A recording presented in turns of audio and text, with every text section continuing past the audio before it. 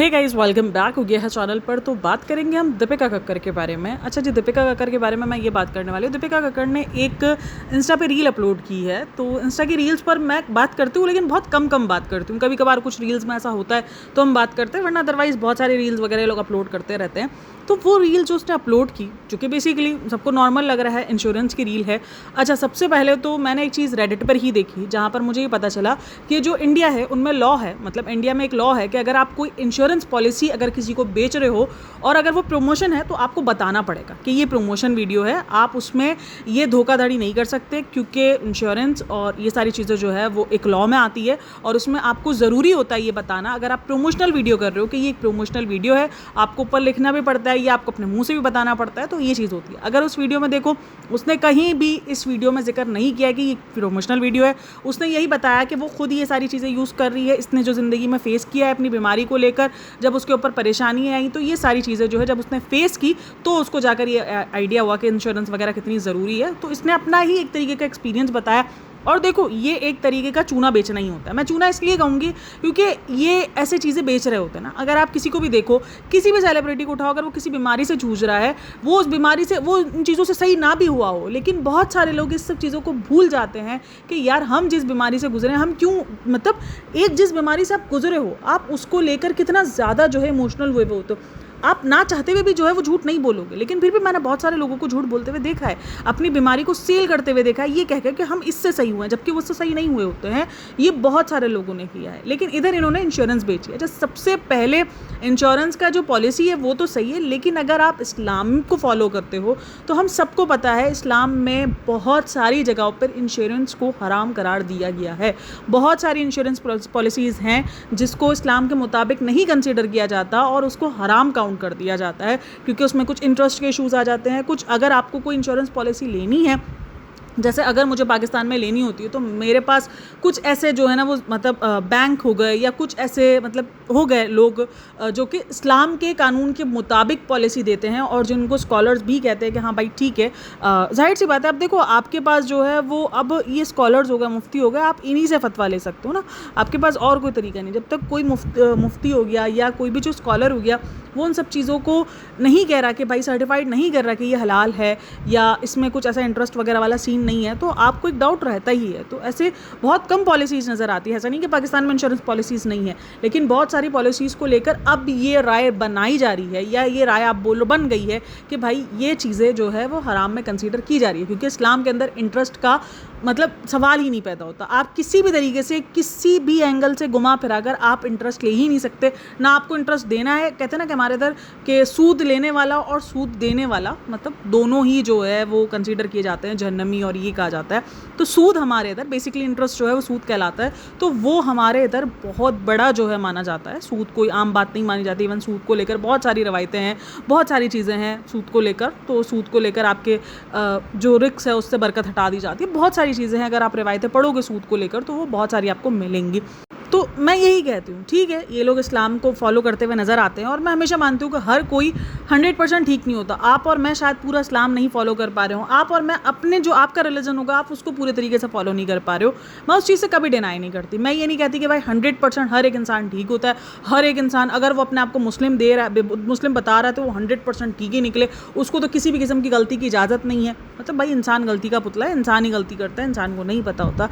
लेकिन जब आप एक इस्लाम को हराम और हलाल और इन सब चीज़ों को फॉलो करते हो, क्योंकि आप अपनी वीडियोस में हराम हलाल को लेकर बात करते रहते हो कि ये चीज़ बुरी है, ये चीज़ नहीं अच्छी है, ये चीज़ है, ये चीज़ है, तो फिर आपको ये भी पता होना चाहिए कि ये इंश्योरेंस जो है वो हलाल सर्टिफाइड है या नहीं है। इस चीज़ का भी आपको ध्यान रखना चाहिए। भले ठीक है, आपके मुताबिक आपके पास जो मेजॉरिटी ऑडियंस है वो नॉन मुस्लिम हो सकती है इन सारी चीज़ों के लिए, बट फिर भी आपकी रिस्पॉन्सिबिलिटी बनती है ना। आपकी रिस्पॉन्सिबिलिटी यही है कि आप उन सब चीज़ों को बताओ कि भाई ये देखो, इसके अंदर ये वाला भी है कि आप हलाल भी देख सकते हो, जो इस्लाम को फॉलो करते हैं वो ये पॉलिसी भी देख सकते हैं कि इसमें ये हलाल भी है, क्योंकि आपको ये चीज़ मेंशन करनी चाहिए। मुझे नहीं पता कि ये चीज़ इसने मेंशन क्यों नहीं की। एक तो सबसे बढ़कर ये प्रमोशनल वीडियो है, इसने ये चीज़ नहीं, हमें देखो देख के तो पता चल गया था ये प्रोमोशनल वीडियो है, हम सबको पता है वो प्रोमोशनल वीडियो बना रही है, बट लेकिन फिर भी आपको बताना लाजमी है। ये तो बहुत ज़्यादा मतलब ये हो गया, इंश्योरेंस पॉलिसी हो गई, कोई रूम्स हो गए, कोई होटल्स हो गई, ये बड़ी ना मतलब एक छुपाई हुई जो है प्रमोशंस कर सकते हैं। वो कैसे कर सकते हैं? अगर कल को कोई से ये सवाल करेगा तो बोलेगा मैंने तो ली हुई ये पॉलिसी, ये देखो मैंने तो ली हुई ये पॉलिसी। और इसने लास्ट टाइम भी इसने पॉलिसी ली थी कुछ 51 लाख की, जो कि हैदर के लिए और रोहान के लिए उसने ली थी, और उस पर भी बहुत सारी बातें हुई थी कि भाई ये पॉलिसी हलाल में आ रही है, कंसीडर की जा रही है, नहीं की जा रही। क्योंकि मुझे वाकई अगर आप पढ़ोगे, रीड करोगे, इसके अंदर बहुत सारे जो है वो रूल्स एंड रेगुलेशंस आते हैं। अगर आप इस्लाम के मतलब इस्लाम को फॉलो कर रहे हो तो उसमें फिर आपको ये सारी चीज़ें देखनी पड़ती है, क्योंकि फिर वो सूद और वो हराम पर चले आता है, और फिर मतलब वो एक अजीब ही उस पर चला जाता है ना इंश्योरेंस। तो फिर वो चीज़ आप लोग बोलोगे इंश्योरेंस भी जाता है, हाँ जी इंश्योरेंस भी जाता है। अब देखो मैं उसके रूल्स एंड रेगुलेशंस को सब नहीं बता रही, और मैं ये नहीं कह रही कि हर एक इंश्योरेंस जो है वो हराम की तरफ कंसीडर की जा रही है, नहीं, लेकिन बहुत सारी जो है वो इंश्योरेंस जो है वो हराम की तरफ कंसीडर की जाती है। हमें मना किया जाता है कि नहीं करो आप इंश्योरेंस, ये वाली आपके लिए सही नहीं है, ये आपके लिए हलाल नहीं मानी जा रही है। तो हमारे इधर रिस्क को लेकर, पैसा कमाने को भी लेकर हलाल और हराम के जरिए बताए गए हैं, बट एट द एंड हम कहीं ना कहीं भूल जाते हैं ये सारी चीज़ें। अच्छा, रेडिट पर बात की जा रही थी इसकी वीडियो को रिपोर्ट करने के लिए कि इसकी वीडियो को रिपोर्ट करो, इसकी वीडियो को ये बताओ कि ये जो गाइडलाइंस हैं, जो हमारी मतलब जो हमारे लॉज हैं उस पर वो पूरा नहीं उतर रही है, क्योंकि इंश्योरेंस का ये लॉ है कि आपको बताना पड़ेगा, तो इसलिए वहाँ पर रिपोर्टिंग की बात भी की जा रही है। पता नहीं क्या होता है उस वीडियो का, क्या मुझे नहीं लगता कि ये लोग को ऐसी वीडियो लेकर आएँ जिसके अंदर ये बताएं कि नहीं ये प्रमोशन वीडियो थी। वो लोग ऐसे ही दिखाएंगे जैसे ये इन्होंने खुद ही परचेज़ किया हुआ है। अच्छा, रिज़ा ने भी एक रील अपलोड की है आज। ऑब्वियसली आज इंडिपेंडेंस डे है, कल पाकिस्तान का था, आज जो है इंडिया का है। तो इंडिपेंडेंस डे पर सब रील्स वगैरह अपलोड करते हैं, आप सबको पता है। तो वो जो रील्स उसने अपलोड की है वो नॉर्मल सी रील है, इंडिपेंडेंस डे को लेकर है, क्योंकि उसने एक वो बनाया है, कुछ मीठा वीठा बनाया है। तो उस मीठे के अंदर उसने 3 कलर्स जो कि आप बनाते हो, जो कि तिरंगे के कलर्स होते हैं, तो वो उसने मीठा इस तरीके का बनाया है। तो उस मीठे में वो सब कुछ वो नॉर्मल ही है, ठीक है, हर कोई अपलोड कर रहा होता है, सब ने भी की हुई है। इन्होंने शायद दीपिका ने नहीं की है अभी तक, दीपिका और शुएब ने नहीं की है, लेकिन बाकी तकरीबन लोग जो है वो अपने इंडिपेंडेंस रील्स वो पहले से ही कंटेंट शूट करके रखते हैं इंडिपेंडेंस के लिए, जो कंटेंट क्रिएटर्स होते हैं, तो ये सब करते ही हैं, ठीक है। तो ये इन्होंने किया है, इन्होंने रील अपलोड की है, सब कुछ तो ओके था, लेकिन ये जो रिज़ा जो बच्चों की तरह ये जो क्लिप्स लगाती है ना, पता नहीं क्यों मुझे ये चीज़ बुरी लगती है यार। मतलब ये एक बच्चों तक क्यूट लगती है, वो भी बच्चों की एक एज तक क्यूट लगती है। आई थिंक मुझे लगता है 10-12 साल बाद की भी जब बच्चियाँ हो जाती हैं ना, उन पर भी ये चीज़ क्यूट नहीं लग रही होती है। मतलब इसको क्यों लगता है कि ये इन सब चीज़ों से क्यूट लगती है? काहे जो है ये बड़े होने वाले काम नहीं करते हैं। खैर बहुत सारे लोग लगाते हैं, मैं जानती हूँ, लेकिन मेरे को बड़ा इरिटेटिंग लगा ये जो उसने इधर क्लिप पे लगाई है ना, 2 बच्चों वाली, जो बच्चों को नहीं, छोटे छोटे से बच्चों को हम लगा देते हैं जब बाल नहीं होते बच्चों को, वो चीज़ मुझे बड़ी अजीब लग रही थी। खैर बाकी उसकी वो रील थी वो नॉर्मल सी, मुझे तो नॉर्मल ही रील लगी, क्योंकि उसमें वो मीठा बना रही थी जो कि इनके घर का शौक है। अच्छा, एक चीज़ मैंने नोटिस की, अगर आप 2-3 दिन से देखो तो सबा कहीं ना कहीं जो है वो एडिटिंग के ऊपर बड़े सवाल उठा रही है, ठीक है। एडिटिंग के ऊपर बात कर रही है कि एडिटिंग सही नहीं है, एडिटिंग में ध्यान नहीं रहता है, या मिस हो जाता है, ये इस तरीके की। अगर आप 2 दिन से कन्वर्सेशन देखोगे तो एडिटर के ऊपर बड़े एलिगेशंस लग रहे थे, और मुझे लग रहा था पता नहीं क्या हो गया, अचानक इसकी वीडियो में इतनी मिस हैपनिंग क्यों होना शुरू हो गई है। जैसे अभी एक वीडियो इसका आया था जिसके अंदर वो सुबह में जब रज़ा के साथ वो नहीं, जब राइस थे, फ्राइड राइस, उस टाइम पर जब वो बात कर रही होती है तो उसका जो टीवी में उसका अक्स नज़र आ रहा होता है, आई थिंक उसने हिजाब नहीं पहना हुआ होता, तो अगर आप देखो तो वो वहाँ पे ब्लर कर देती है, लेकिन आगे जाकर ही वो एक साइड पर ये होता है कि वो ब्लर नहीं हुआ होता और वो चीज़ दिख जाती है कि उसने हिजाब नहीं वेयर किया हुआ। अच्छा, उसकी उस हिजाब पे भी बहुत ज़्यादा कंट्रोवर्सी बनी है कि ये हिजाब जो है, जो ये पहनती है या ये जो नहीं पहनी हुई होती है जब वो शूट कर रही होती है क्लिपिंग्स वगैरह, तो और अगर घर में वो हिजाब नहीं वेयर कर रही है तो कृष्णा वगैरह तो होते ही हैं, कृष्णा हो गया और इवन जो रेहान हो गया, उसके साथ भी अब इसका हिजाब ज़रूरी है। मतलब अगर आप एक हिजाबी कर लो तो फिर तो आपको रेहान आपका जो है वो महरम रिश्ता नहीं लगता, नामहरम रिश्ता लगता है। अब महरम और नामहरम हम सबको पता है कि इस्लाम में ये सारी चीज़ें होती हैं, तो उस दरमियान भी ये हिजाब तो आप पर है, मतलब आप पे ज़रूरी ही है, क्योंकि कृष्णा होता है, आपके ड्राइवर और इधर उधर होते हैं। अगर लास्ट टाइम भी देखो तो उसकी एक क्लिप वायरल हो गई थी जहाँ पर ड्राइवर भी था, वो भी था, कृष्णा भी था, और उसका हिजाब जो है वो उतरा हुआ था, तो वो चीज़ ऑब्वियसली सवाल निशान बनती है। देखो, अगर आपके घर में कोई नहीं है, आपका हस्बैंड है और आप अकेले हो, आप हिजाब उतार रहे हो, वो एक अलग चीज़ हो जाती है। लेकिन अगर आपके घर में नामहरम लोग हैं और आप हिजाब उतार रही हो, तो फिर आप एक नामहरम के सामने हिजाब उतार के बैठी हुई हो या फिर आप यूट्यूब पर आकर भी उतार लो, तो फिर उसमें कोई डिफरेंस बचता नहीं है, मुझे यही लगता है, क्योंकि हिजाब का मतलब फिर चेंज ही हो जाता है ना, फिर वो हिजाब का मतलब हिजाब रहता ही नहीं है। खैर, तो ये भी था। तो ये 1-2 गलतियाँ जो पॉइंट आउट की जा रही थी बार बार कृष्णा के ऊपर, तो अभी मैंने देखा कृष्णा का एक पॉडकास्ट आया है तो ये जो अचानक जो है एडिटिंग के ऊपर इतने ज़्यादा जो है एलिगेशंस लगने शुरू हो गए और एडिटर पे सवाल उठने शुरू हो गए, तो वो कहीं ना कहीं कृष्णा मुझे थोड़ा सा अजीब साउंड कर रहा है। खैर कृष्णा सिर्फ सबा का एडिटर नहीं है, मेरे ख्याल में उसका कुछ दीपिका शुएब के साथ भी है सीन, क्योंकि वो अगर आप देखो तो वो शूटिंग में भी था। अगर आपको याद हो तो जो शुएब इब्राहिम के जो सॉन्ग की शूटिंग थी, जहाँ पर वो जो बॉटल नज़र आ गई थी, वो वाली जो कौन सी वाली बॉटल है, अल्कोहल वाली बॉटल, जिस पर एक बवाल भी मचा था कि भाई ये शुएब इब्राहिम की वीडियो में क्या कर रही है बॉटल। और फिर लोगों ने बाद में अंदाज़ा लगा लिया था कि ये शायद इसके सॉन्ग का कोई पार्ट है, क्योंकि उस टाइम पर कृष्णा शूटिंग में था, तो वो वाला पार्ट है। तो कृष्णा नज़र आता है, अभी भाभी का बर्थडे था तो भी वो एक स्पेशल फील करवाने के लिए जो है वो कार्ड वगैरह और सब लेकर आया था। काउंटडाउन जो है वो इस दफ़ा कृष्णा ने किया है, इस दफ़ा पापा ने काउंटडाउन नहीं किया है क्योंकि पापा की सिचुएशन नहीं है। और मैं एक चीज़ नोटिस करती हूँ यार, एक बंदी जो कि अपने फादर इन लॉ को लेके इतना ज़्यादा इमोशनल है, फादर इन लॉ को लेकर, ससुर को लेकर, लेकिन वो अपने फादर को कैसे भूल गई, मैं ये चीज़ सोच रही हूँ। मतलब उसके लिए उसके फादर से ज़्यादा इंपॉर्टेंट बाकी सारे रिश्ते कैसे हो गए, जो कि नहीं भी है, जो कि ऐसा नहीं है कि उसने बॉन्डिंग शेयर की है, उसकी बहुत ज़्यादा इख्तिलाफात रहे हैं अपने इन लॉस के साथ, और ये चीज़ तो इन लोगों ने खुद ही एक्सेप्ट की हुई। हम ये को अपनी तरफ से नहीं लगा रहे कि इनके इख्तिलाफात रहे हैं, और जब इख्तिलाफात रहते हैं तो फिर आप जितना भी कह लो कि बॉन्ड बन गया, फिर वो एक आप जो है अंडरस्टैंड कर लेते हो एक दूसरे को, बॉन्ड फिर आप नहीं कहोगे कि एक माँ बाप से बढ़कर बॉन्ड बन जाता है, ये फ़ोन नहीं भाई। जितने इख्तिलाफात सोचो, इतनी लड़ाइयाँ रही है कि एक दूसरे को बर्दाश्त नहीं कर सकते। और आज भी जो ये साथ नहीं रहते, जो ये एक घर में नहीं रहते, तो उसका मतलब हमें समझ में आता है कि क्यों नहीं रहा जाता एक घर के अंदर। मुझे ना बड़ा अजीब लगता है। मैं मानती हूँ कि बहुत सारे माँ बाप की गलतियाँ भी होती हैं, लेकिन अगर एक बेटी जो है अपने ससुर को लेकर इतना ज़्यादा इमोशनल है कि मेरे लिए सबसे बड़ा गिफ्ट यही था कि आज जो है वो पापा ने कदम भरे हैं, और मेरे जो है वो हैदर ने मेरी बर्थडे एक तो ये लोग जो इनको बर्थडेज को लेकर जो इनका एक्साइटमेंट है ना, मतलब 40, अब तो इसने अपने आप को खुद 40 एक्सेप्ट कर लिया, जबकि वो 40 से ऊपर की है, ये तो सबको पता है। तो उसने आज ऑफिशियली अपने आप को 40 को मान लिया कि मैं 40 की हो चुकी हूँ। तो वो जो 40 की ये हो चुकी है, और इसके बाद भी एक अलग किस्म की, मतलब इतनी एक्साइटमेंट उसको रोहान की बर्थडे को लेकर भी नहीं होती है। हाँ, एक अपनी जो है वो शुएब को लेकर होती है, और एक उसको अपनी बर्थडे को लेकर होती है। मतलब जिस इंसानों के लिए होनी चाहिए, कोई बच्चों के लिए होनी चाहिए, ठीक है, बर्थडे की सेलिब्रेशन, बर्थडे की जो एक्साइटमेंट है वो बच्चों के लिए होनी चाहिए। हैदर का बर्थडे भी इस दफ़ा किस तरीके से गुजरा है और ये सबको पता है। मतलब जो इसकी अपनी खुद की बर्थडे के अंदर भी जो चीज़ें हुई हैं, उससे भी कम जो है वो हैदर की बर्थडे में हुआ था। मुझे वो चीज़ तो बहुत ही बुरी लगी, और वो आज तक मेरे दिमाग में तो ये बात है कि मतलब एक बच्चे की बर्थडे को लेकर क्यों उस तरीके से किया गया यार। मतलब उसका क्या कसूर है। लोग अपनी बीमारियों में, बहुत सारी चीज़ों में अपने बच्चे की खुशियों को तो सेलिब्रेट करते हैं, नहीं यार, बच्चे की खुशियों का क्या कसूर है, उनको क्यों सेलिब्रेट नहीं करना।